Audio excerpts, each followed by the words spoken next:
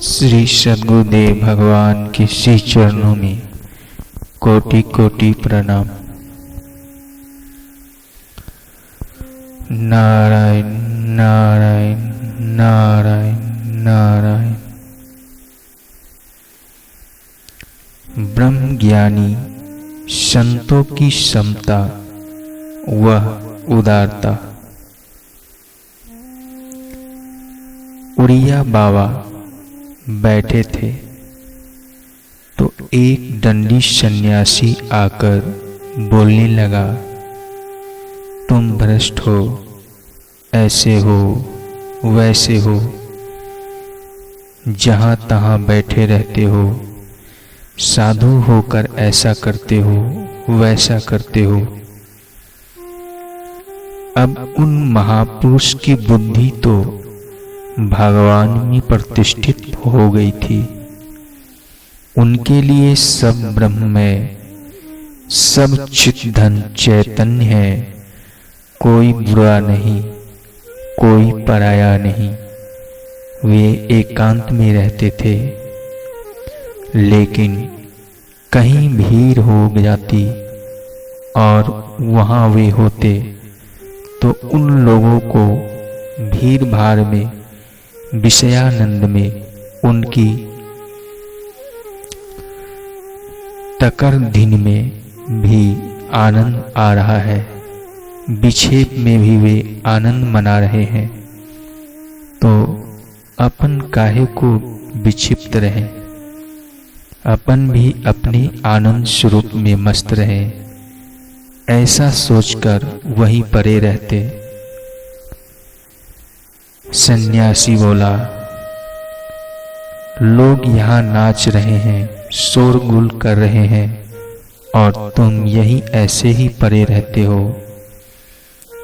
उसने खूब सुनाया तो उड़िया बाबा को मानने वाले लोगों को भी गुस्सा आया कि हम इस साधु को जरा सुना दें। तब उड़िया बाबा ने कहा, देखो, इनको कोई कुछ भी बोलेगा तो मैं इस प्रदेश से चला जाऊंगा, फिर कभी यहाँ पैर नहीं रखूंगा। इनको बोलने दो।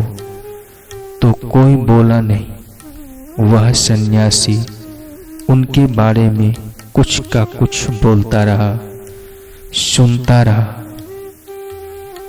सुनाता रहा, परंतु उड़िया बाबा ने उसका कोई विरोध नहीं किया। कैसी समता! वह सन्यासी जब मरने को था तो उसको पश्चाताप हुआ कि मैंने ऐसे बड़े संत का, जो समता में टिके हैं, भक्तों के बीच इतना अपमान किया, फिर भी वे कुछ नहीं बोले। अब मेरी क्या गति होगी? उसने अपने चेले को भेजा कि मैं नहीं जा सकता हूँ,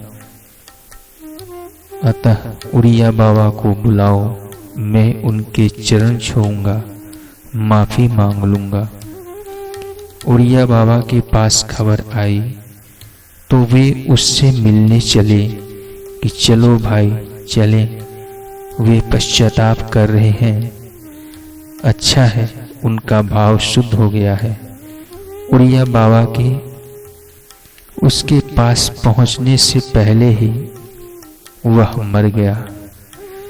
वैसे उड़िया बाबा किसी की शमशान यात्रा में नहीं जाते थे, परंतु उसकी शमशान यात्रा में गए। लोगों के बीच जिसने गालियां दी, उसकी शमशान यात्रा में जाना, कैसी करुणा, कैसी उदारता, शत्रु के प्रति भी कितना शुभ भाव। धन्य है समता के धनी ब्रह्म बेता, संत और धनभागी है उनके चरित्र पढ़ने सुनने वाले। नारायण नारायण नारायण नारायण नारायण नारायण।